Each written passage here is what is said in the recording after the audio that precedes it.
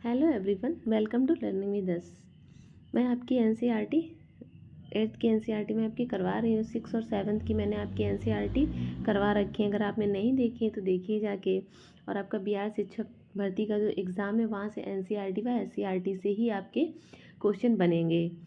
तो जो भी आपने नहीं देखे हैं चैप्टर वो देखिए जाके। आज मैं 8th की एनसीईआरटी का आपका सेकेंड चैप्टर करवा रही हैं। देखती हूँ। देखिए 8th में आपके इतने सारे चैप्टर हैं। कितने चैप्टर हैं आपके?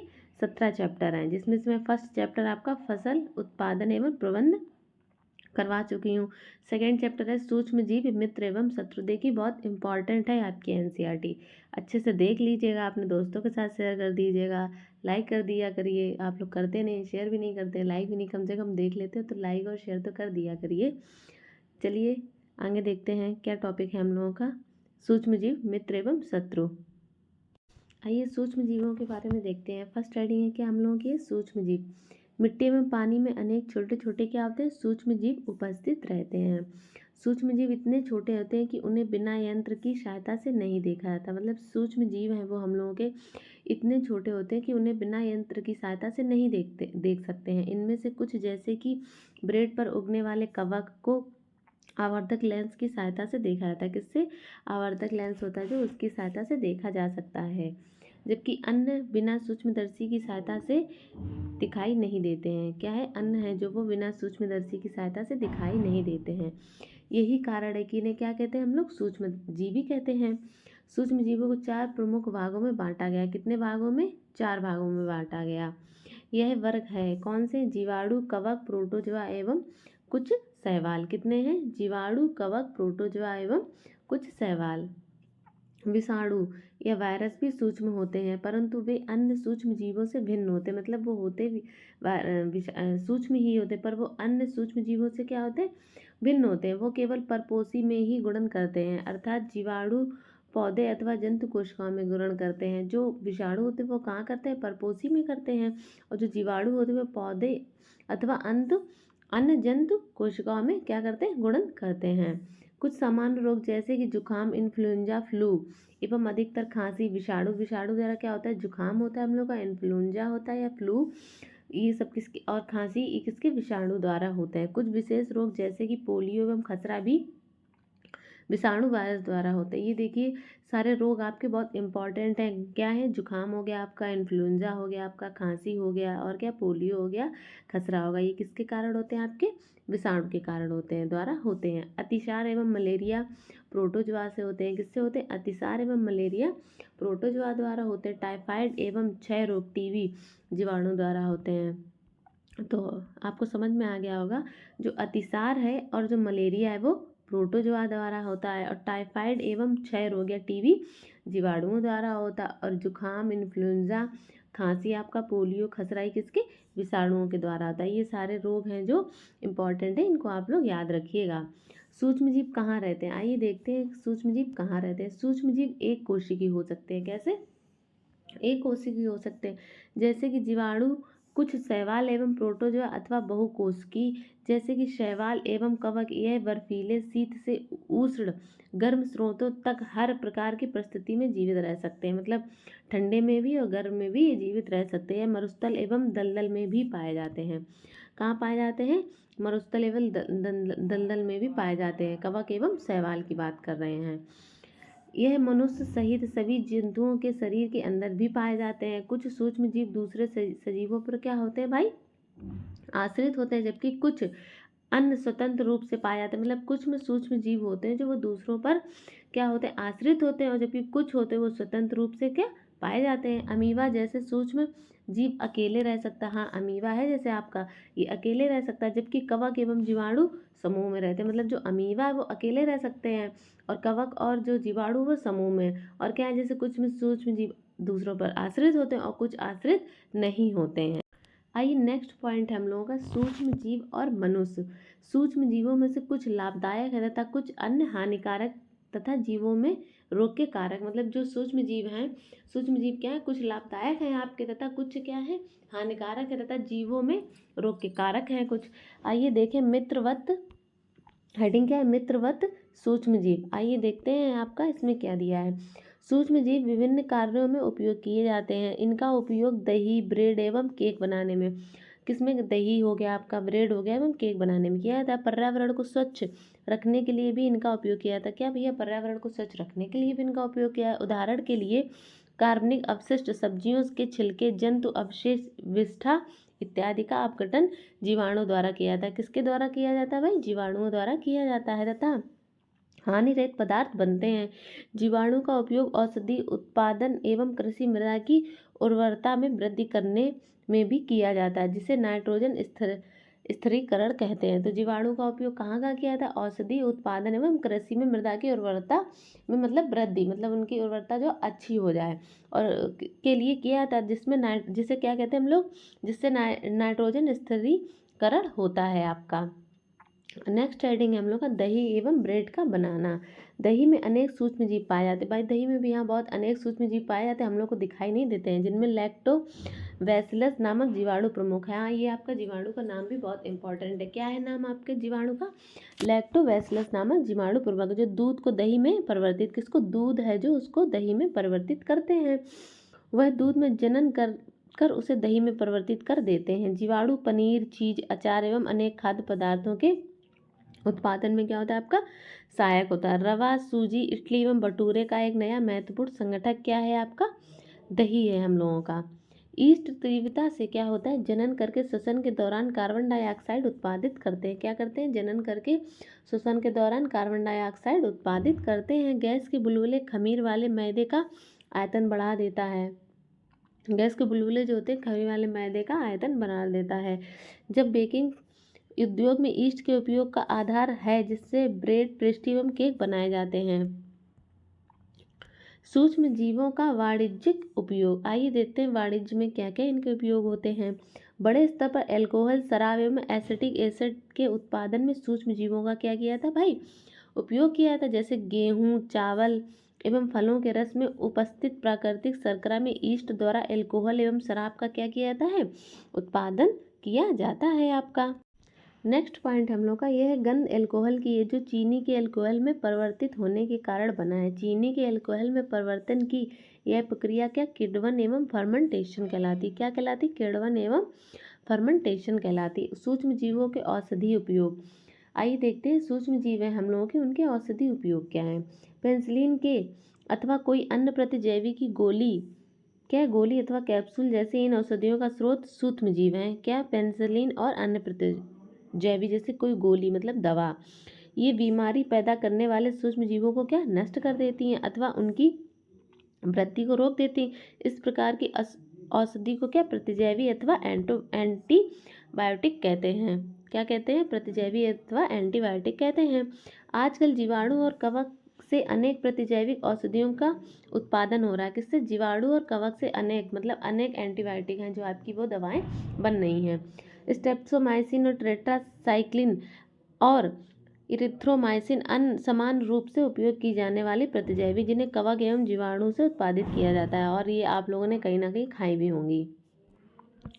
किसी विशिष्ट प्रकार की सूक्ष्म जीव का संवर्धन करके प्रतिजैवी का उत्पादन किया जाता है। इन्हें अनेक रोगों की चिकित्सा के में उपयोग में लाते हैं। पशु आहार एवं कुक्कुट आहार में भी प्रतिजैविक मिलाए जाते हैं, जिसका उपयोग पशुओं में सूक्ष्म जीवों का संचरण रोकना है। प्रतिजैविक का उपयोग कुछ पौधों के रोग नियंत्रण के लिए भी किया जाता है। किसके लिए, पौधों के रोग नियंत्रण के लिए भी किया जाता है। नेक्स्ट पॉइंट है हम लोगों का वैक्सीन या टीका। जब रोग कारक सूक्ष्म जीव हमारे शरीर में प्रवेश करते हैं तो उनसे लड़ने के लिए हमारा शरीर क्या है, प्रतिरक्षी उत्पन्न करता है। शरीर को यह भी स्मरण रहता है कि वही सूक्ष्म जीव अगर हमारे शरीर में पुनः प्रवेश करता है तो उससे किस प्रकार लड़ा जाए। आइए नेक्स्ट पॉइंट देखते हैं। अतः यदि मृत अथवा निष्क्रिय सूक्ष्म जीव को स्वस्थ व्यक्ति के शरीर में प्रविष्ट यानी कि प्रवेश कराया जाए तो शरीर की कोशिकाएं उसी के अनुसार क्या, लड़ने के लिए प्रतिरक्षी उत्पन्न करके रोग कारक को क्या कर देती हैं भाई, नष्ट कर देती हैं।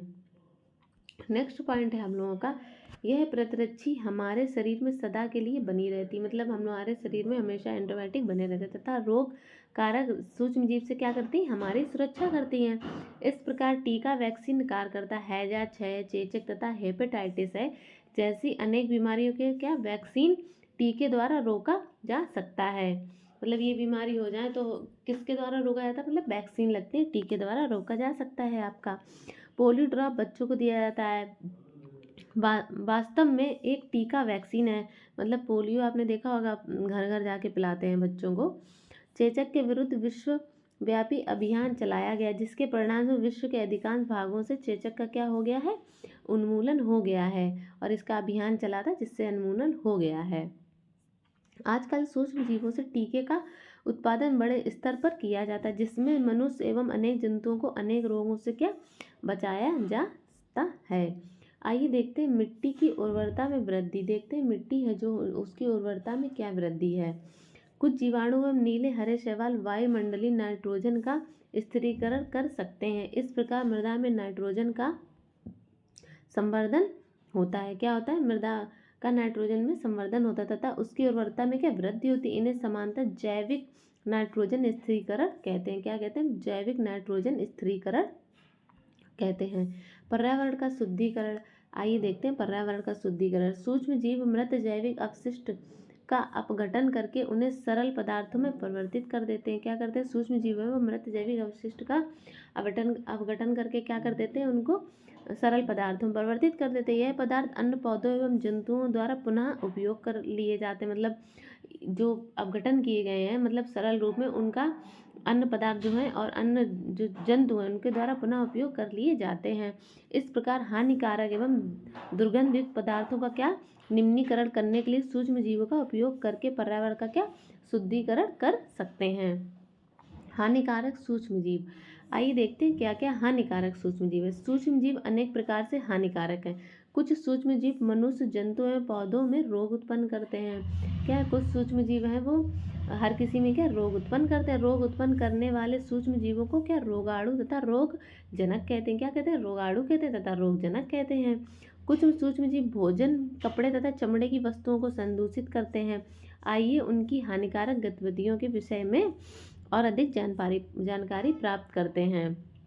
आइए देखते हैं मनुष्य में रोग कारक सूक्ष्म जीव। देखते हैं मनुष्य में कौन कौन से रोग कारक सूक्ष्म जीव आपके होते हैं।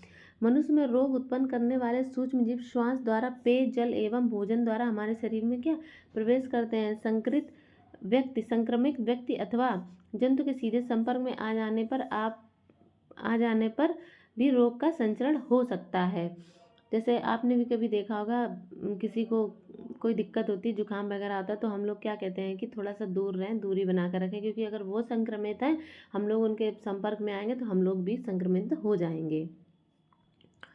सूक्ष्म जीवों द्वारा होने वाले ऐसे रोग जो एक संक्रमित व्यक्ति से स्वस्थ व्यक्ति में वायु, जल, भोजन अथवा शारीरिक संपर्क द्वारा फैलते हैं, संचरणीय रोग कहलाते हैं। इस प्रकार के रोगों के कुछ उदाहरण देखिए हैं, हैजा है, सामान्य सर्दी जुकाम, चिकन पॉक्स और क्षय रोग है। ये आपके कुछ उदाहरण हैं जो संपर्क में आने से हो जाते हैं, इसलिए दूर रहना चाहिए।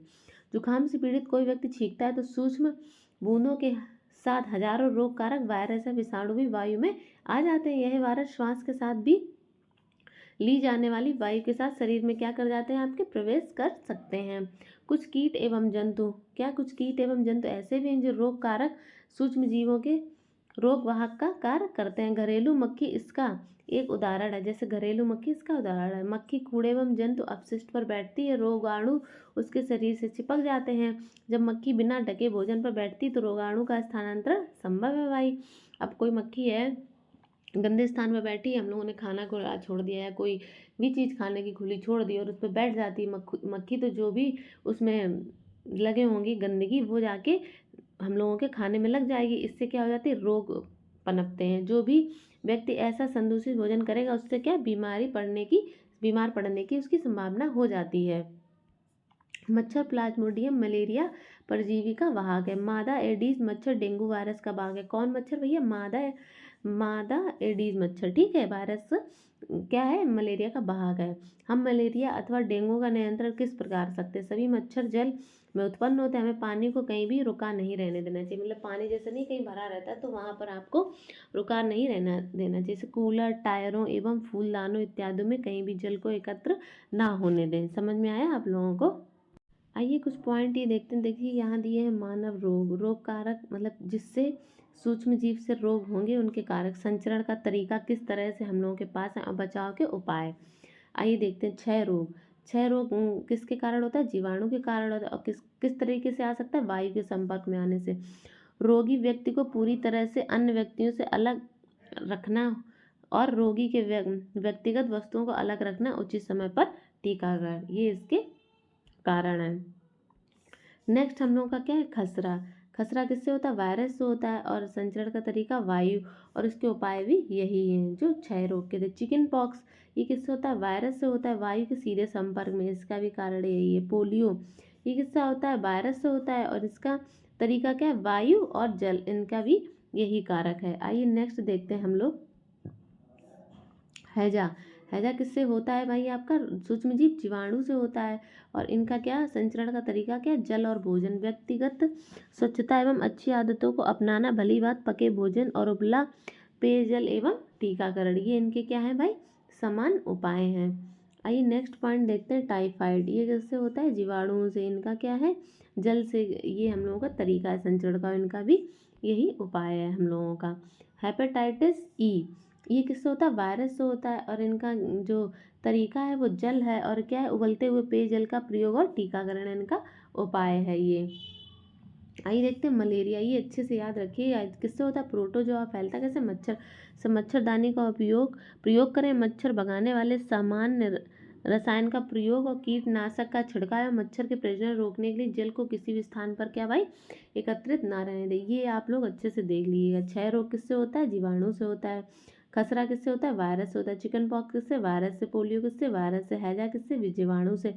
टाइफाइड किससे? जीवाणु से। हेपेटाइटिस ई किससे? वायरस से। मलेरिया किससे? आपका प्रोटोजोआ से। इनको आप बहुत अच्छे से याद रखिए, क्योंकि ये आपके एग्जाम में यहाँ से क्वेश्चन बनने की 100% संभावना है आपकी, ठीक है। आइए नेक्स्ट पॉइंट देखते हैं जंतुओं में रोग कारक और जीवाणु।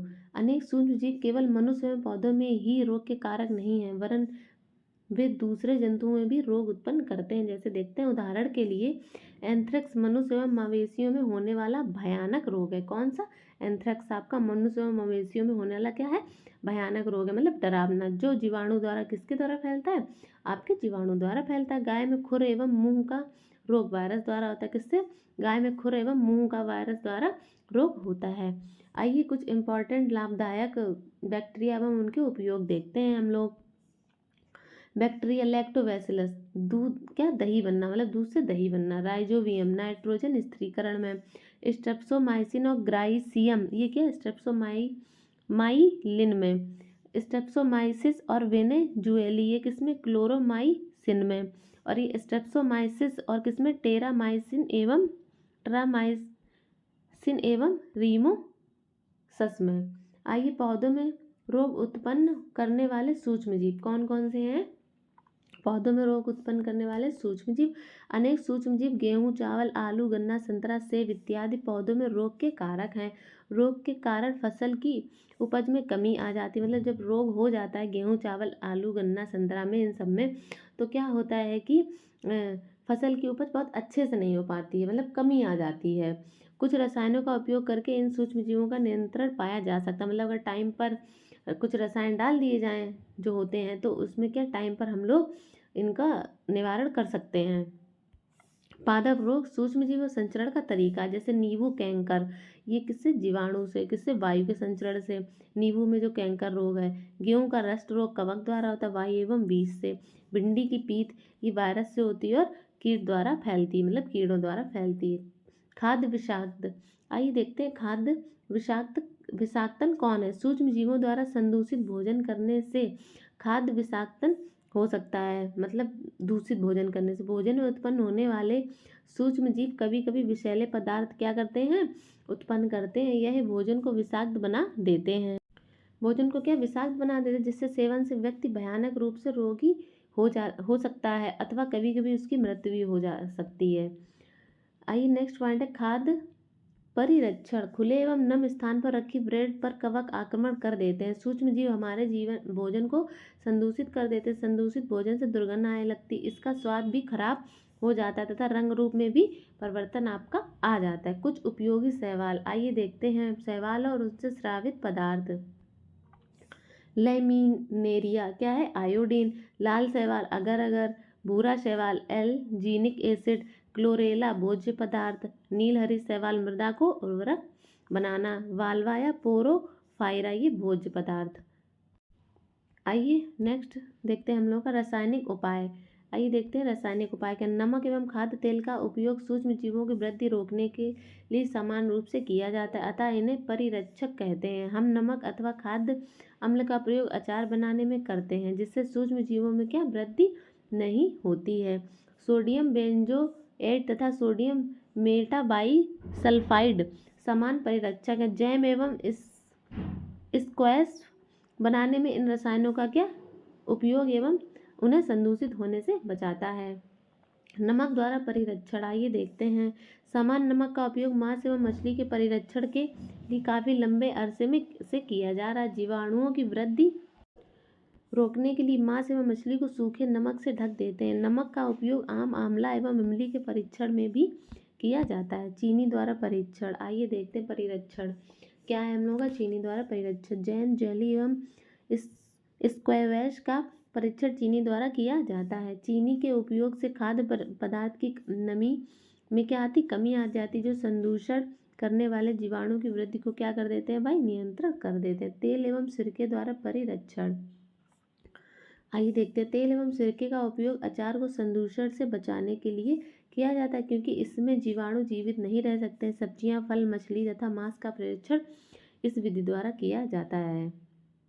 गर्म एवं ठंडा करना, आइए देखते हैं। दूध को उबालने से अनेक सूक्ष्म जीव नष्ट हो जाते हैं। इसी प्रकार भोजन रेफ्रिजरेटर में रखते हैं, क्योंकि कम ताप सूक्ष्म जीवों की वृद्धि को रोकता है। पौष्टिकरत दूध को बिना उबाले इस्तेमाल किया जा सकता है, क्योंकि यह सूक्ष्म जीवों से मुक्त होता है। इसके लिए दूध को 70 डिग्री सेंटीग्रेड पर और 15 से 30 सेकंड के लिए गर्म करते हैं, फिर एकाएक ठंडा कर उसका भंडारण कर लेते हैं। ऐसा करने से सूक्ष्म जीवों की वृद्धि रुक जाती है। इस प्रक्रिया की खोज लुई पाश्चर नामक वैज्ञानिक ने की थी, इसलिए इसे पाश्चीकरण कहते हैं। और इसकी खोज किसने की थी? लुई पाश्चर नामक वैज्ञानिक ने। आइए देखते हैं पेनिसिलिन। पेनिसिलिन सन 1929 में अलेक्जेंडर फ्लेमिंग जीवाणु रोगों से बचाव हेतु एक संवर्धक पर उपयोग करते हुए अचानक संवर्धन तस्तरी पर हरे रंग की फफूंद के छोटे बीजाणु देखे, मतलब अचानक ही देखे, जो फफूंद जीवाणु की वृद्धि को रोकते हैं। यह पाया कि बहुत सारे जीवाणु फफूंद द्वारा मारे गए। इस प्रकार फफूंद से पेनिसिलिन बनाई गई। तो पेनिसिलिन किससे बनाई गई? आप लोगों की फफूंद से हम लोगों की पेनिसिलिन बनाई गई। आइए नेक्स्ट पॉइंट देखते हैं, भंडारण एवं पैकिंग। आइए देखते हैं भंडारण। आजकल मेवे तथा सब्जियों भी वायुरोधी सील किए गए पैकेटों में बेचे जाते हैं, जिससे सूक्ष्म जीवों से सुरक्षा होती है। जिससे क्या होती है? सूक्ष्म जीवों से सुरक्षा होती है। नाइट्रोजन स्थिरीकरण, राइजोबियम जीवाणु लेग्यूम पौधों दलहन में नाइट्रोजन स्थिरीकरण में सहायक होते हैं। राइजोबियम लेग्यूम पौधों की ग्रंथियों में रहते हैं। राइजोबियम कहाँ रहते हैं? लेग्यूम पौधों की ग्रंथियों में रहते हैं। जैसे सेम और मटर जो एक सहजीविता है। कभी कभी तड़ित विद्युत द्वारा भी नाइट्रोजन का स्थिरीकरण होता है। नाइट्रोजन की मात्रा वायुमंडल में स्थिर रहती है। आइए नेक्स्ट हेडिंग हम लोगों का क्या है? नाइट्रोजन चक्र। हमारे वायुमंडल में 78% क्या है? नाइट्रोजन गैस है। नाइट्रोजन सभी सजीवों का आवश्यक संगठन है, जो प्रोटीन, पर्णहरित, क्लोरोफिल, न्यूक्लिक एसिड एवं विटामिन में उपस्थित होता है। किसमें होता है? न्यूक्लिक एसिड एवं विटामिन में उपस्थित होता है आपका। पौधे एवं जंतु वायुमंडलीय नाइट्रोजन का उपयोग सीधे नहीं कर सकते, मतलब पौधे और जो जंतु है वो नाइट्रोजन का उपयोग सीधे नहीं कर सकते हैं। मिट्टी में उपस्थित जीवाणु व नील हरे शैवाल वायुमंडलीय नाइट्रोजन का स्थिरीकरण करते हैं, नाइट्रोजन यौगिकों में परिवर्तित कर देते हैं। जब नाइट्रोजन इस प्रकार उपयोगी यौगिक में परिवर्तित हो जाते हैं, तो पौधे इसका उपयोग मिट्टी में से जड़ तंत्र द्वारा करते हैं। कैसे? मिट्टी में से जड़ तंत्र द्वारा आपका करते हैं। इसके पश्चात अवशोषित नाइट्रोजन का उपयोग प्रोटीन एवं अन्य यौगिकों के संश्लेषण में करते हैं। पौधों पर निर्भर करने वाले जंतु उनसे प्रोटीन एवं अन्य नाइट्रोजन यौगिक क्या प्राप्त कर लेते हैं। आपके पौधे एवं जंतुओं की मृत्यु के बाद मिट्टी में उपस्थित जीवाणु एवं कवक नाइट्रोजन अपशिष्ट को नाइट्रोजनी यौगिक में क्या परिवर्तित कर देते हैं, जो पौधों द्वारा पुनः उपयोग होता है। किसके द्वारा पुनः उपयोग होता है? आपका पौधों द्वारा पुनः उपयोग होता है। कुछ विशिष्ट जीवाणु नाइट्रोजनी यौगिक को नाइट्रोजन गैस में परिवर्तित कर देते हैं, जो वायुमंडल में चली जाती। परिणामतः वायुमंडल में नाइट्रोजन की मात्रा लगभग क्या रहती है? हम लोगों की स्थिर रहती है। आइए कुछ इम्पोर्टेंट फैक्ट देखते हैं इसी चैप्टर के। सूक्ष्म जीव वायु, जल, मिट्टी, पौधे एवं जंतुओं के शरीर में पाए जाते हैं। ये एक कोशिकीय एवं बहुकोशिकीय होते हैं। जो सूक्ष्म जीव होते हैं वो एक कोशिकीय भी होते हैं, बहुकोशिकीय जैसे अमीबा आपका एक कोशिकीय है। जीवाणु, कवक, प्रोटोजोआ कुछ शैवाल सूक्ष्म जीव के अंतर्गत आते हैं। विषाणु इनसे अलग हैं, लेकिन फिर भी इसी वर्ग में सम्मिलित किए हैं। विषाणु केवल परपोषी जैसे कि जीवाणु, पादप या जंतुओं में गुणन करते हैं। कुछ सूक्ष्म जीव औषधि एवं अल्कोहल के वाणिज्यिक उत्पादन में उपयोग होते हैं। किसमें? अल्कोहल और औषधि के वाणिज्यिक उत्पादन में क्या उपयोग होते हैं। कुछ सूक्ष्म जीव जैविक कचरे जैसे कि मृत पौधों एवं जंतु अपशिष्ट को अपघटित कर सरल पदार्थों में परिवर्तित कर देते तथा वातावरण को क्या बनाते हैं भाई? स्वच्छ बनाते हैं। नेक्स्ट पॉइंट है हम लोगों का, कुछ सूक्ष्म जीव लेग्यूम पौधों की जड़ों तथा ग्रंथियों में पाए जाते हैं। कहाँ? लेग्यूम के पौधों, जड़ों तथा ग्रंथियों में पाए जाते हैं। ये वायुमंडलीय नाइट्रोजन को मिट्टी में स्थिरीकृत कर देते हैं, जिससे मिट्टी की उर्वरता में क्या आ जाती है? आपकी वृद्धि हो जाती है।